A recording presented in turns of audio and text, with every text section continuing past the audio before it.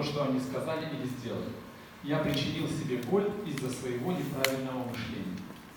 Okay. Like Sasha was talking about, when we are offended, it's a selfish thing. Как Саша уже говорил, когда мы обижаемся, это корень нашей обиды в нашем эгоизме. Really, it doesn't have much to do with the other person. На самом деле там не очень сильно и задействован другой человек в нашей обиде. Most of the time, the person has no idea that they're offending you. В большинстве случаев этот человек даже понятия не имеет о том, что он вас обидел. Or they weren't trying to offend you. Или, по крайней мере, он не пытался вас обидеть. It's usually when we think they are trying to offend us. Обычно это мы думаем, что они пытаются нас обидеть. Or we don't like what they say or do. Или нам просто не нравится то, что они говорят или делают. Or we don't prefer what they say or do. Или это не предпочтительно для нас то, что они делают или говорят. Or they're not doing what we want them to do. Либо они не делают то, что мы хотим, чтобы они делали. It's all focused on me. Все это сфокусировано на мне. What I want, what I think. Что я хочу, что я думаю. And the thing that's so difficult about it is the results is mostly on me too. И трудность здесь в том, что результаты этой моей обиды, они тоже проявляются в основном на мне. It's sin, and I end up hurting myself. Это грех, и в конце концов я причиняю боль самому себе этим грехом. It can affect others also, but most of it is me. Он, конечно, на других тоже влияет, но больше всего проблем у меня возникает. Let me give you an example. Я сейчас приведу вам пример. This is very simple and very ridiculous. Это очень просто и очень абсурдно. I want to tell you about Russian language. Хочу кое-что рассказать вам про русский язык. Russian language is a horrible language. Это ужасно. Explain to me, please. Вот, пожалуйста, объясните мне. What do you say when you are inside a store? Что вы говорите, когда вы внутри магазина? В магазине. Okay, very good. Very good. What do you say when you're inside the post office? А когда вы говорите, когда вы находитесь в почтовом отделении, что вы говорите? На почту.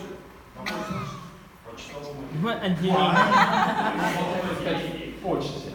Why в магазине на почте? Почему вы говорите, я пошел на почту, но вы в магазин? Так исторически Почему вы сложилось. говорите, я пошел в почту? Okay. Магазин. Another thing. Еще одно. How many when you go to a film, А кто из вас, когда вы идете в кино, what would you think if the actor was introduced at the end of the film? что бы вы подумали, если бы актера представили только в конце фильма? You watch the whole film and you see something happening, but you don't know anything about the actor. Who is the actor until the very end of the film? Вот вы смотрите фильм, что-то происходит, но вы ничего не знаете про актера и кто он такой до самого конца фильма. Окей. No, it's not okay. Нет, это не окей. Есть такие In language, такие. in language, this is called passive voice. В английском это называется страдательный залог. English is active voice. А английский это активный залог. Есть английский активный залог. You put the actor, who did it or what did it, first, right up in front. Обычно тот, кто является главным актером, кто все это делает, он о нем говорится вначале. That's active voice. The actor is doing acting, you see it clearly. Это активный залог. Актер все это делает, и вам все это ясно видно, что он делает. Russian is a lot of passive voice. А в русском очень много пассивного, страдательного залога. I can understand when I say, I need you. Я могу понять, когда я говорю, что я нуждаюсь в тебе. What does Russian normally say? А русские что обычно говорят? Ты мне нужен. I don't get that. Я не понимаю, как это It говорят. causes conflict in my life. Смирись и прими. У меня конфликт мышления. Он страдает за залог.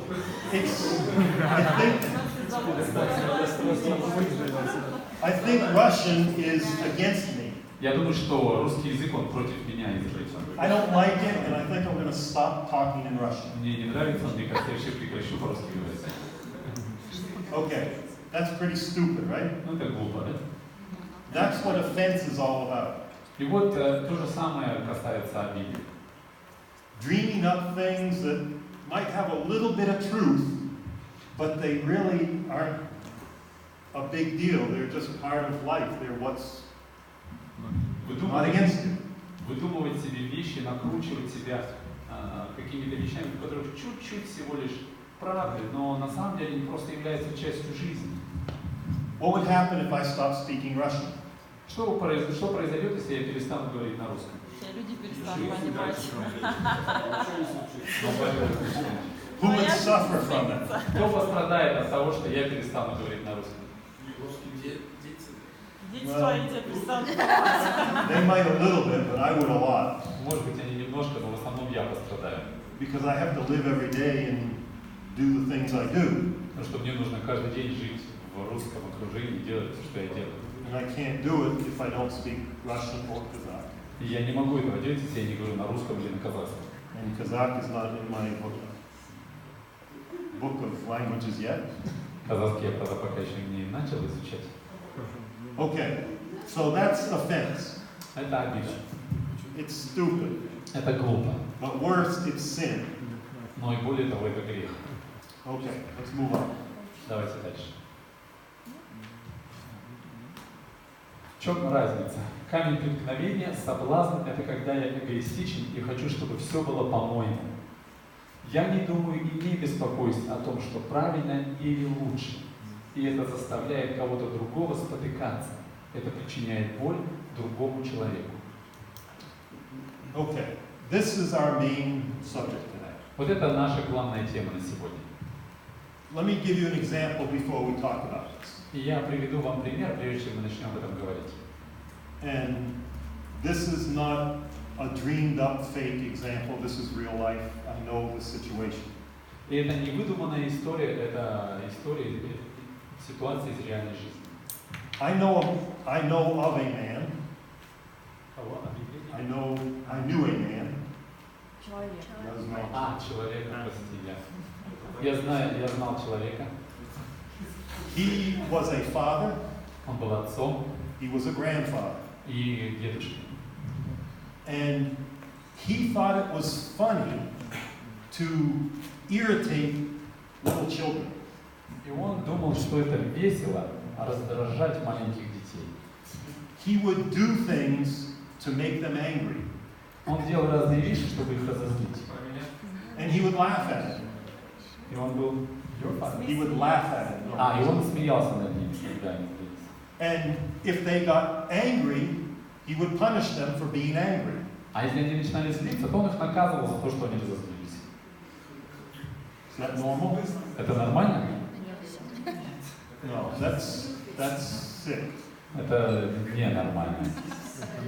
That is not anywhere near humanly normal. Это вообще, по человеческим меркам абсолютно ненормально. That's what offense, what stumbling is all about. И это вот, именно об этом мы говорим, когда мы говорим о преткновении. It's when I don't think about you or anyone else. Когда я не думаю ни о вас и ни о ком-либо еще. When it doesn't matter what you think or what you feel. И когда мне все равно, что вы думаете или чувствуете. I do what I want to do. Я делаю то, что я хочу делать. I do it because it's what I want to do. Я делаю, потому что я хочу так. And it doesn't matter what even God says, I'm going to do this. И мне все равно даже, что Бог говорит, я все равно это буду делать. Or maybe I have convinced myself in my mind that this is okay with God and me, and it doesn't matter what you think. Либо, может быть, я себя убедил, что на самом деле ничего страшного, это нормально по отношению к Богу или ко мне, а то, что вы думаете, мне все равно. Stumbling is not like offense. И преткновение, оно не так, как обида. Offense would be walking along, Обида — это когда вот я иду, прогуливаюсь, and here's a log in the middle of the road. и вот посередине дороги лежит ветка. And you walk along and И вот ты идешь и спотыкаешься. you did that on purpose. Он специально мне ветку положил. That's pretty stupid, Это глупо. okay? Stumbling is you don't recognize it there. Somebody drops it in front of you. А преткновение — это когда ты не заметил эту ветку перед собой, и кто-то намеренно подложил ее тебе. Maybe it's dark out. Может быть, темно уже. I'll give you a better example. Но лучше вам пример приведу сейчас. I have a good friend who's blind. У меня есть хороший друг, и он слепой. She. Она. They were a husband and wife, and they were both blind. Они были мужем и женой, оба были слепыми. They had a little daughter. У них есть маленькая дочка. She's not blind. Она не слепая. She doesn't offend her mom and dad. Она не обижает свою маму, своего папу. Sometimes she causes them to stumble. Но иногда она заставляет их споткнуться. She knows you can't move furniture around and just leave it anywhere. Она знает, что нельзя передвигать мебель по дому или оставлять ее, где придется.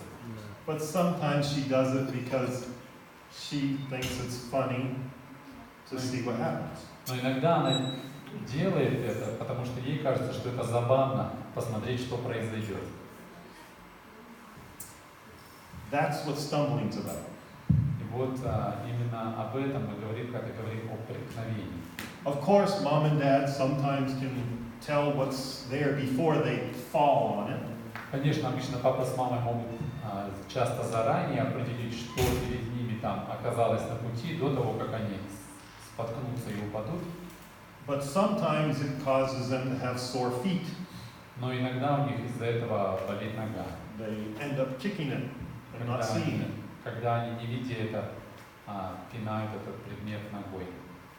Stumbling is doing something or saying something that can cause another person to trip and maybe fall.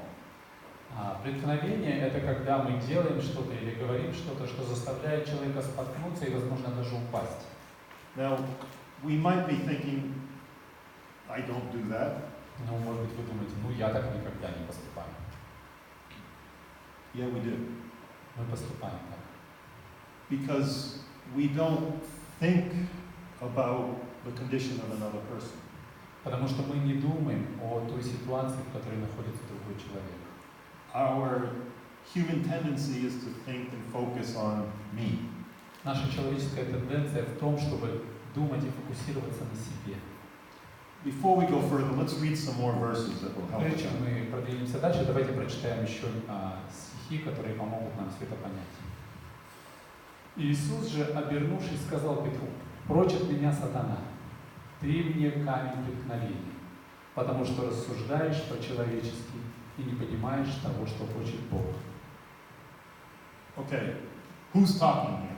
Кто здесь говорит? Jesus is talking. Иисус говорит. Who's he talking to? А с кем он говорит? An evil person, right? Со злым человеком, да? Петром. Talking to Peter. Да нет, с Петром говорит. What does he say?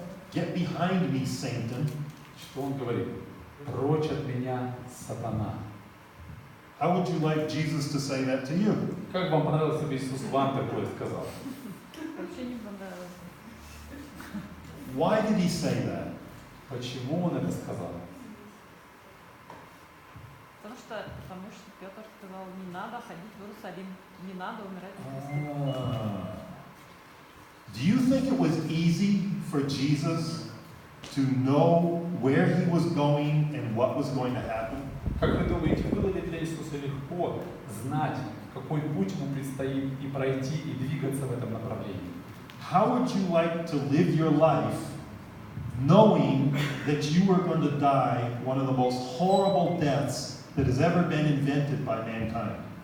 Как бы вы чувствовали себя, если бы вы жили, зная наверняка, что вам предстоит умереть одним из самых страшных способов, когда-либо изобретенных людьми? And to know that it had nothing to do with you, И зная, что вы здесь вообще ни при чем и никак не виновны, but it was for everyone else но это ради всех остальных in history. в истории человечества.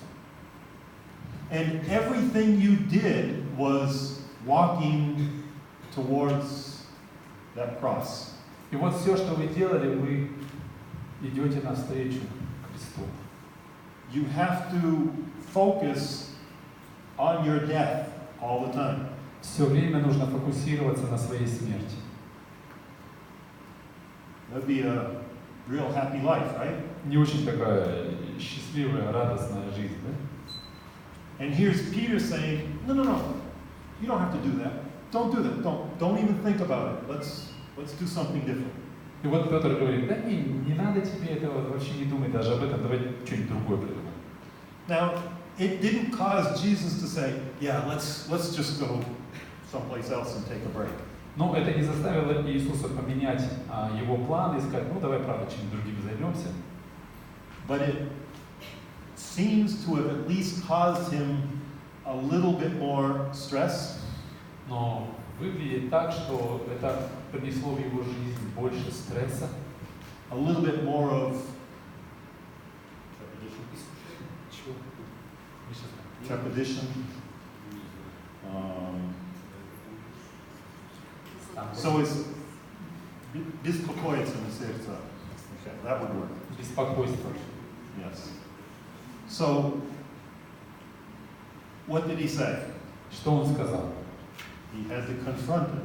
Ему пришлось обличить его. And he had to let Peter know, you don't cross that border. И ему нужно было сказать Петру, Петр, не переходи через эту границу. And he had to let Peter know he knew where the real source of that comment came from. И ему нужно было помочь Петру понять, откуда, что является источником этой боли. It came from Satan. Что все это происходит изначально от сатаны. Is there anyone here that would like to be considered a tool of the devil? Кто-нибудь хочет из вас быть инструментом дьявола? If you cause your brother or sister to stumble, you are being used as a tool of the devil. Если вы становитесь поводом для преткновения вашему брату или вашей сестре, то в этот момент вы инструмент в руках дьявола. Doesn't matter if you are as great as Peter. И неважно, возможно, вы даже настолько же велики, как апостол Петр. Anyone here think they're better than Peter? Кто-нибудь из вас думает, что он из вас круче, чем апостол Петр? Well, we can fall into this trap as much as he did. Но мы можем попасть в эту ловушку настолько же, насколько попал в нее Петр. Let's continue. Давайте продолжим. Поэтому не будем больше судить друг друга. Лучше смотрите за собой, чтобы не делать ничего такого, из-за чего брат ваш может споткнуться и упасть. What are we supposed to be doing? А что мы должны делать? Let's consider yourself. Look at yourself. Давайте посмотрим на себя, поразмышляем на себя. And don't do things that are going to cause your brother or sister to stumble. И давайте не будем делать или говорить вещей, которые могут заставить нашего брата или нашу сестру приткнуться. This is part of our service to God. Это часть нашего служения Богу, Not causing our brother and sister to stumble. чтобы мы не становились камнем преткновения для нашего брата или нашей сестры. Next verse. Призываю вас, братья, остерегайтесь тех, кто вызывает разделение и подрывает в людях веру. выступая против учения, которым вы были научены. Держитесь от них подальше.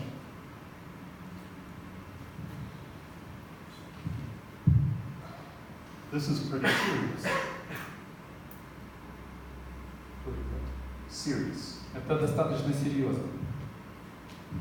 We are being told if a person is divisive or if they cause others to stumble, Нам сказано, что если человек вызывает разделение или заставляет других притыкаться, the word in Greek actually means to watch them, look at them.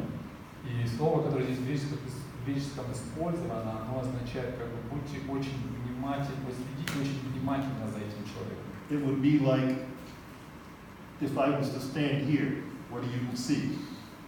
Как будто я вот здесь бы стоял, что бы я видел.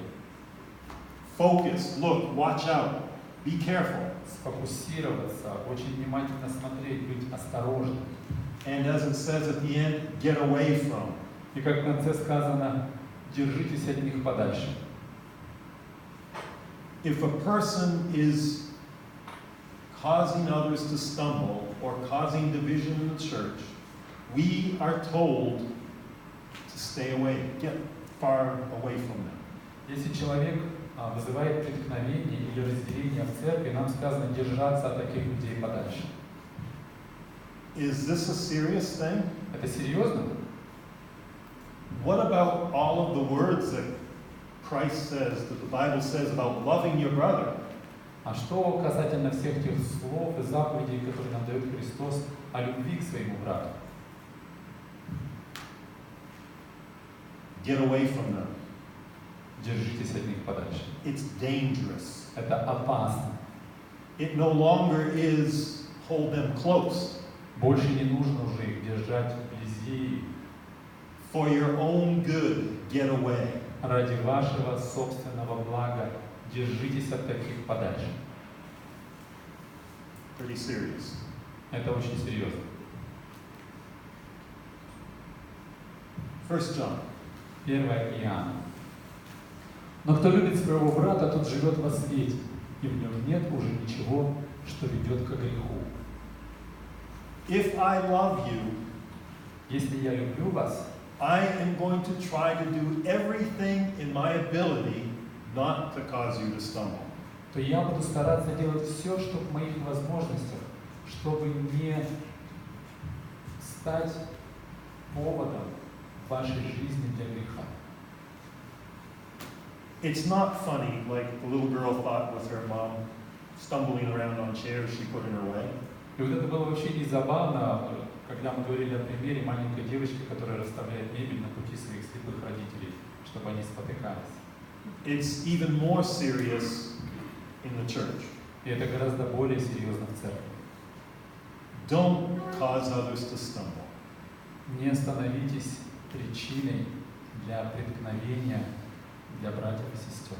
As John goes on to say, you can't love God if you don't love your brother and sister. Как говорит нам апостол Иоанн, вы не можете любить Бога, если вы не любите своего брата и свою сестру. Not possible. Это невозможно. You cause your brother and sister to stumble, you're not showing your love for God. И если вы служите камнем преткновения для ваших братьев и сестер, то вы не проявляете любви Божьей. As the Apostle Paul said back in Romans again, he said, I will do everything to not cause my brother and sister to stumble. И как апостол Павел пишет в своем послании, я сделаю все, что в моих силах, чтобы не вызвать никаких преткновений для моих братьев и сестер. Even if it means I never will eat again. Там он говорит, даже если это означает, что я никогда больше не буду есть мясо. Correct. Okay. Let's look at this last verse. Давайте последний стих прочитаем. Тем не менее, мне есть что сказать против тебя. Там у тебя есть люди, следующие учению Валаама, который научил в свое время царя Валаака тому, как можно спровоцировать народ Израиля на грех, побудив их есть пищу, принесенную в жертву идолам, и жить развратной жизнью. Does anyone remember this story in the Old Testament? Кто-нибудь помнит из вас эту историю из Ветхого Завета? We talked about the donkey talking to its owner. Мы говорили, когда осел начал разговаривать со своим хозяином. Same story. Это все та же самая история. And this guy, Balaam, И вот Валаам, he was supposed to be a prophet of God.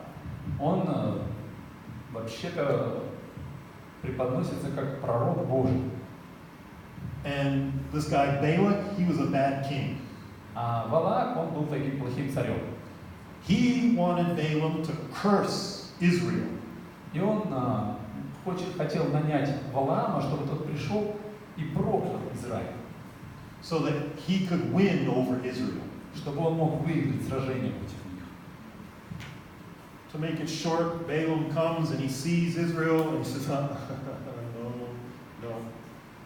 can't do that. And he ends up blessing Israel.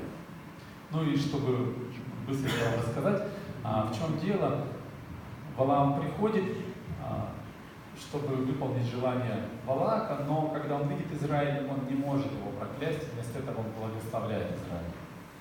And many times we think that's the end of the story. И часто мы думаем, что на этом история про Валаама закончилась. But that's not the end of the story. Но это не конец истории. We find out later that Balaam tells Balak, let your nasty little girls go running through the camp. Позже мы узнаем, что Валаам посоветовал царю Валааку, чтобы тот отправил своих женщин соблазнить израильтян. Invite them to a big feast with your God. Чтобы эти женщины, соблазнившихся израильтян, пригласили на поклонение своим идолам. And part of the service to these idols was involved in sex. Ну и там во всем этом поклонении идолам тоже был и в том числе и секс. And what happened? И что произошло в результате? Tens of thousands of Israelis died because of that. Десятки тысяч израильтян погибли из-за этого. Just because of just a little, he didn't curse them. Он даже не проклял их. He just said, this will make them fall. Просто вот это вот, эти женщины, они приведут их к соблазну. This will be just a little problem. Небольшую проблемку внесем в их жизнь. Throw a rock in front of them. А камень преткновения положен перед ними. This was in the church. Это происходило в церкви. And it says, Jesus says, you have those that are people that are just like that. И Иисус говорит, что в вашей церкви есть такие же люди, которые делают то же самое. So let's not think that stumbling is something that's just in the Bible. Поэтому давайте не будем думать, что преткновение это что-то из прошлой библейской истории. This is a very serious thing. Это очень серьезная вещь. And in the next coming weeks, we're going to be doing some messages related to this. И возможно, что в следующей неделе мы еще об этом будем говорить. Don't cause others to stumble. Не становитесь поводом для соблазна, поводом к соблазну для других. Not in what you say, Не в том, что вы говорите, not in what you do. не в том, что вы делаете. There is nothing important, so important, that you should do it and cause others to fall away from God. Нет ничего такого достаточно важного, чтобы начать поступать так, и чтобы через это припекались ваши братья и сестры, и, возможно, отпадали от Бога. Is it wrong to eat meat? Неправильно ли, является ли грехом есть мясо? No. Нет. But Paul said, I will not eat meat if it causes my brother to stumble. Но Павел говорит, я даже мясо не буду есть, если из-за этого кто-то может приткнуться к греху. That means we need to look at our brothers and sisters, we need to understand who they are. Это означает, что нам нужно смотреть на наших братьев и сестер и понимать, кто они и чем они живут. Where are their weaknesses? Где их слабые стороны? Where are things that could cause, what are things that could cause them to stumble? Что может послужить для них соблазном или преткновением? Our Christianity is not just how to keep myself good. Наше христианство, наша вера во Христа не заключается не только в том, чтобы себя сохранять в чистоте. Our Christianity is how I can keep us all going in the right direction.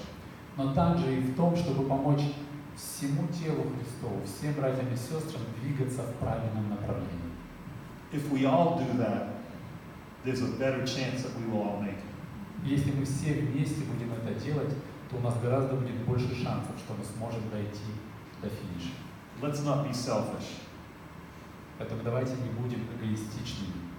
Let's not just be focusing on ourselves. Давайте не будем фокусироваться только на себе.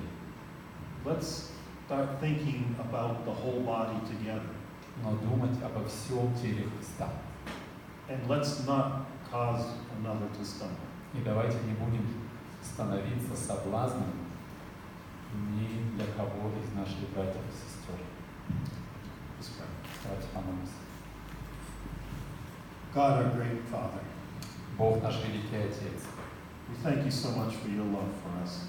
мы благодарим Тебя очень сильно за Твою любовь к нам. God, when we consider all that Jesus did for us, Когда мы смотрим на все то, что Иисус сделал для нас, how he kept his focus on paying the price of suffering for us, как Он не сводил свой взгляд с того, чтобы стать жертвой и пострадать ради нас, God, we thank you. мы благодарим Тебя, Бог. Help us, Lord, to be the people you want us to be. И помоги нам, Господь, быть такими людьми, какими Ты хочешь, чтобы мы были. God, that we could strengthen one another. Чтобы мы могли укреплять друг друга. God, that we could not cause others to stumble. И чтобы мы не становились камнем преткновения для других. God, help us to have strength. Бог, помоги нам иметь необходимые силы. Help us all to work together as the body you want us to be. И помоги нам все вместе трудиться в единстве, будучи тем телом, которым Ты хочешь, чтобы мы были. In Jesus' name. Во имя Иисуса мы молимся.